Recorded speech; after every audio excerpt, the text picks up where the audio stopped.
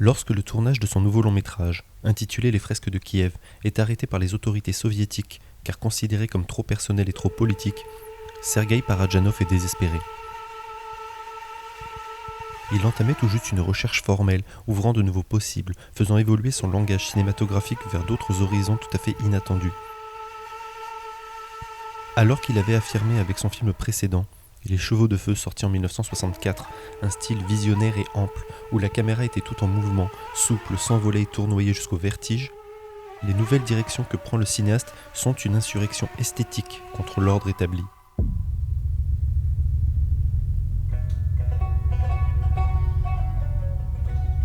Si elle reste tout aussi lyrique et vertigineuse, cette nouvelle voix est en décalage formel avec son style précédent. La caméra est figée, hiératique, la psychologie des personnages est totalement absente, la direction d'acteur singulière, s'apparentant plus à de la chorégraphie ou de la pantomime qu'à du jeu d'acteur.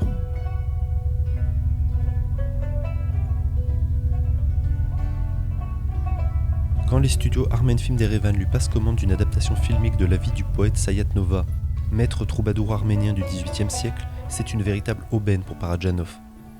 En tournant en Arménie et en Géorgie, il pourra non seulement être un peu plus libre que s'il dépendait directement du Goskino, mais il pourra aussi convoquer l'esprit de la Transcaucasie tout entière, car Sayat-Nova a écrit dans les 3 langues, arménien, géorgien et azéri. Si Parajanov accepte de réaliser cette commande, c'est bien parce que ce poète est l'image de l'unification, symbole qu'on retrouve dès le début du film avec les 3 grenades, qui sera repris à la fin avec un poignard, exprimant clairement l'oppression violente des soviétiques sur le peuple arménien dont il nie l'existence. Ce film est une invitation à la célébration d'une culture et d'une identité. Parajanov revisite l'histoire du poète Sayat-Nova de la même façon que son grand ami Andrei Tarkovsky a revisité celle d'Andrei Roublev, ou qu'Antonin Artaud a évoqué Van Gogh et Héliogabal. Il fait un avec son sujet, s'appuyant sur les ressemblances, artiste et poète né à Tbilissi, pour fondre son sujet dans sa propre personnalité et ses aspirations. Le film ne présente quasiment pas de dialogue, peut-être 1 ou 2 raccords dans le mouvement, à peine quelques chants contre chants, et une absence presque totale de hors-champ. Il fonctionne sur une entière autonomie du plan, opère sur un rapport frontal au cadre et utilise les regards caméra. Ce procédé que Parajanov avait mis en place dans les fresques de Kiev sera totalement généralisé dans Sayat-Nova.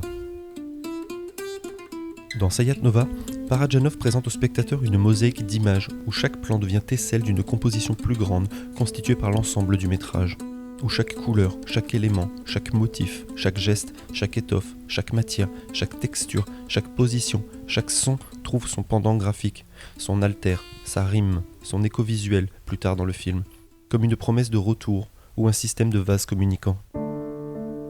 Les images de Parajanov fonctionnent sur un principe d'imprégnation, d'impression, au sens premier et le plus fort du terme, et ces procédés de mise en scène et de montage sont proches du travail de l'inconscient et du rêve.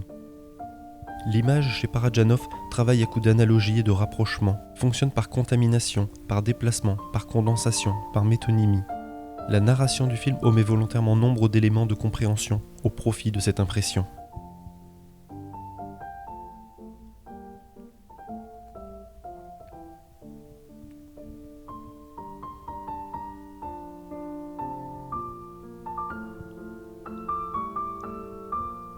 Très rarement un cinéaste a proposé des images qui s'ancrent avec autant de force dans la psyché du spectateur pour le hanter. Buñuel l'a fait. Fellini l'a fait. Jodorowsky et Arabal l'ont fait. Charles Laughton l'a fait. David Lynch l'a fait. Bertrand Mandico aujourd'hui le fait. Ils ne sont pas légion, mais leur style, leurs idées marquent au fer rouge la rétine du spectateur et se fraient un chemin dans l'inconscient du regardeur pour l'habiter longtemps. On a reproché à Parajanov son esthétisme décadent, critique qu'on a aussi formulée à Jack Smith pour son Flaming Treasures et son Normal Love. Parajanov partage avec ce cinéaste et avec Pasolini bien des points communs. Un certain goût pour l'érotisme oriental, le mélange des cultures, la mythologie réactualisée, la dimension picturale de leurs œuvres, un sens de la provocation, une relation au sacré, au profane et au magique. Sayat-Nova est un film puissant, précieux, fragile, qui tient à la fois du cinéma primitif de Méliès, de la magie et d'une forme d'alchimie qu'on retrouve chez Cocteau, d'une réinvention formelle moderne proche de Pasolini, d'un baroque à la Fellini, d'un sens du rituel magico-religieux et des gestes ritualisés qui n'est pas sans évoquer Maya Deren ou plus encore Ken Sanger. Sayat-Nova est en totale opposition avec les productions cinématographiques que le Goskino souhaite voir diffusées en URSS. A l'instar de Tarkovsky avec son Andrei Roublev, les autorités ne peuvent pas accepter ce cinéma qui fait l'apologie d'une différence culturelle et prône l'affirmation d'une individualité et d'une créativité souveraine où le poète, associé ici à Saint-Georges, devient le protecteur du peuple. À peine sorti, Sayat-Nova tombe sous le coup de la censure. Les autorités demandent un nouveau montage à Parajanov qui refuse de s'y plier. Quelques plans seront tout de même coupés et certains intertitres seront changés pour une diffusion sur le territoire arménien. Pour une diffusion dans le reste de l'URSS, le Goskino demande un remontage complet auquel Parajanov s'oppose formellement. C'est Sergei Yudkevitch qui l'effectuera. Le film sera raccourci de 5 minutes, remonté chronologiquement en y rajoutant un doublage russe et un titre différent, La couleur de la grenade.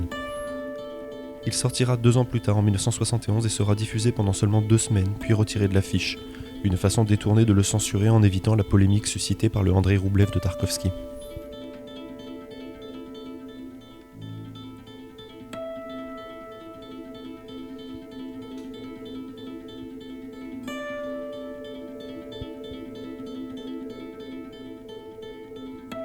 Parajanov est un des premiers artistes à se soulever contre les pratiques inquisitoires du gouvernement vis-à-vis des artistes ukrainiens et russes.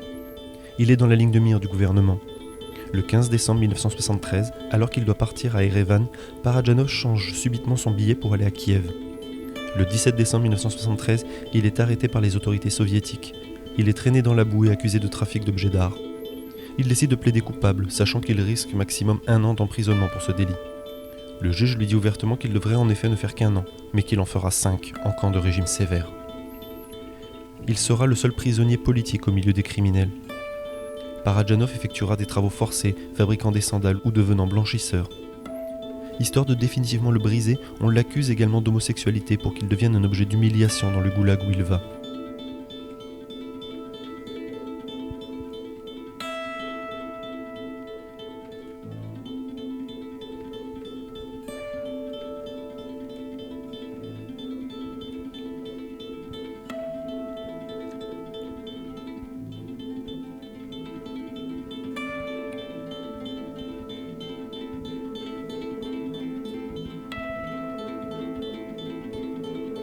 Il sera ridiculisé, menacé, torturé par les gardiens comme par ses co-détenus.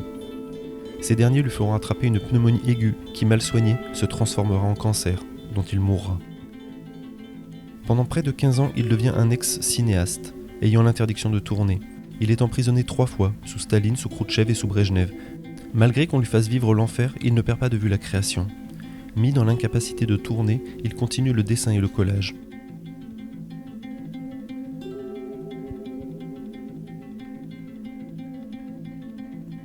Parajanov devient le symbole de l'oppression soviétique sur la liberté des artistes. Des intellectuels, des poètes et des cinéastes se liguent un peu partout en Occident pour le faire libérer.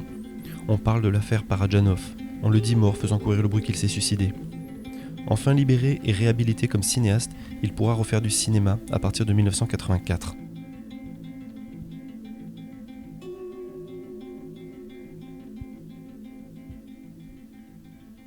Si chacun de ces films frappe par son immense beauté, son souffle mystique, la sensualité qui s'en dégage, son sens du détail et de la composition, c'est à partir de Sayat-Nova que le cinéma de Parajanov va entretenir des rapports avec le collage, tant dans sa narration que dans les cadres ou le montage.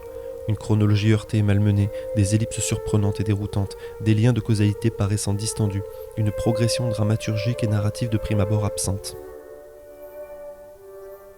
L'animisme et le paganisme y côtoient l'orthodoxie et un christianisme empreint d'une culture moyenne orientale qui prendra encore plus de place dans ces 2 films suivants.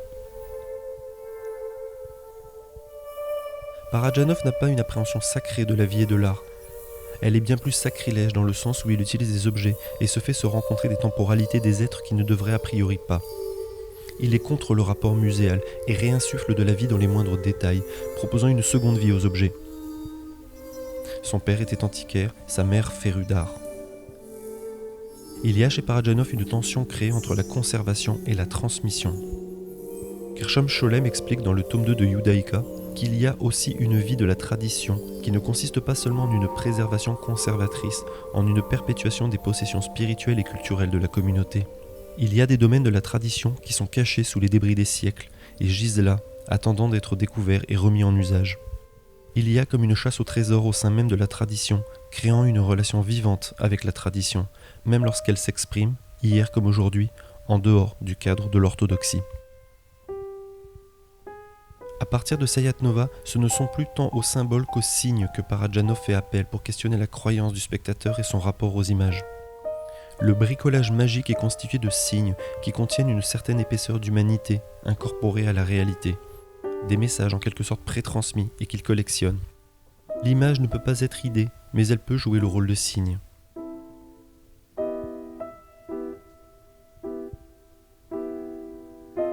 Le visible, ou plus précisément la voyance, la croyance se mêlent chez Parajanov, ce qui peut expliquer l'emploi fréquent de personnages aveugles. Sayat Nova est un film au-delà de la vision, un film de prévision, de présage. La représentation d'un passé invisible, irreprésentable, duquel s'écoule une innocence vierge de toute influence. Un langage cinématographique qui semble s'inventer au fur et à mesure. Un film qui se situerait en amont du cinéma, primitif, naïf, innocent, et en aval, une forme parfaite, une des plus radicales et des plus abouties qu'ait pu proposer le cinéma. Les plans y deviennent des énigmes à déchiffrer, comme des gravures de vieux grimoires alchimiques. Il faut se laisser envahir, obscurcir par le plus obscur, afin que le mental ne s'empare pas intégralement de l'image et que celle-ci passe par un chemin de traverse. En cherchant l'intériorité des personnages, Parajanov évite soigneusement tout folklorisme et insuffle une intensité spirituelle dans les images proposées qui ne stimule pas seulement l'intellect mais bien l'ensemble de l'imaginaire. Il ne refuse pas pour autant une intellectualisation, mais il la repousse, la retarde et n'assujettit pas ces images uniquement à la compréhension.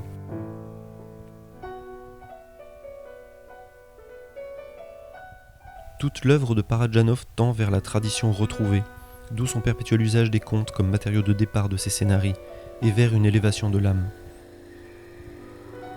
Dans la réalisation de Sayat Nova, figée telle une enluminure, il y a 3 plans qui sont en dissonance avec le reste du métrage, 3 plans qui jurent. Celui tout en verticalité où l'on retrouve le poète sur les toits du monastère, symbolisant une élévation spirituelle. Il s'articule avec le panoramique vers le bas sur la façade du monastère, un retour à la terre après l'élévation spirituelle. Toutes les traditions ésotériques le savent, il ne peut y avoir d'inscription dans le monde si l'élévation spirituelle ne retourne pas dans la matérialité, une matière spiritualisée. C'est la seconde ligne de la célèbre table d'émeraude d'Hermès Trismégiste. Ce mouvement du bas vers le haut, puis du haut vers le bas, comme une systole psychique, est un éternel retour, une promesse de résurrection, spirituelle, artistique, culturelle, de l'artiste-poète, Sayat Nova comme Parajanov, et du peuple arménien tout entier.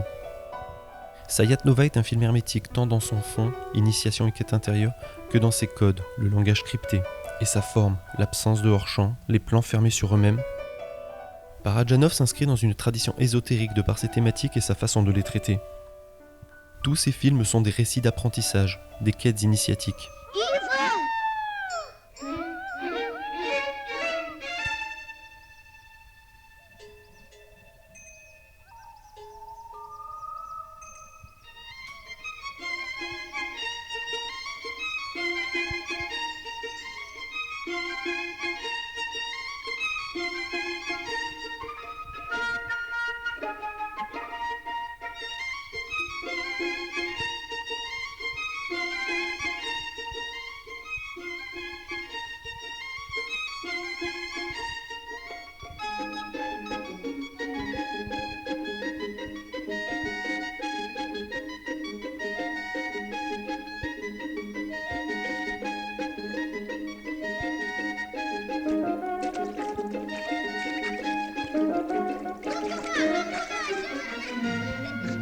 Ce sont également toujours des histoires d'amour.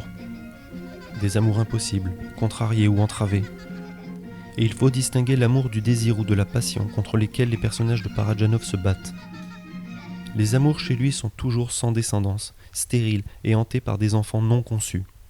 C'est l'image du berceau vide dans Sayat Nova. On peut aussi rajouter à cette liste le jeu de dévoilement de l'aimé.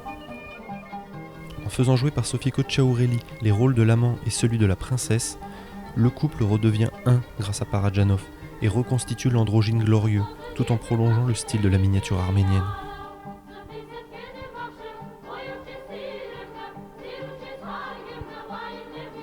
Parajanov est le prophète d'un nouveau langage cinématographique, à la fois baroque et minimaliste, flamboyant et austère. Ce n'est même pas qu'il ait été très en avance ou trop en avance sur son temps. Parajanov est hors du temps. Lorsqu'il achève Sayat-Nova en 1969, le monde se plonge dans le psychédélisme et l'amour libre ou dans les luttes politiques. De son côté, il va, en solitaire, arpenter un chemin d'ascète, une voie de moine soufi que le reste du cinéma n'était pas prêt à emprunter. Mais le sommes-nous plus maintenant ? Godard a dit qu'Antonioni était le cinéaste qui avait le plus d'influence sur le cinéma moderne, mais que cette influence était délétère. Il soulignait que Parajanov n'avait aucune influence et que c'était fort dommage.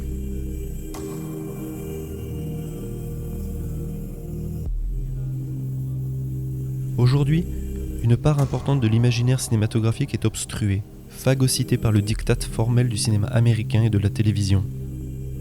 Ce qui empêche une vision claire et lucide de l'usage magique et spirituel du cinéma, c'est une accoutumance dans laquelle nous nous sommes volontiers enfermés à considérer les films comme mimétiques au réel, et les actions des hommes comme des absolus en soi, au lieu de les voir comme des intentions en rapport immédiat et en relation profonde avec l'univers, la poésie ou comme une émanation de la divinité. Heureusement, il nous reste toujours le cinéma apax de Parajanov pour nous éclairer dans cette nuit qui tend à s'achever.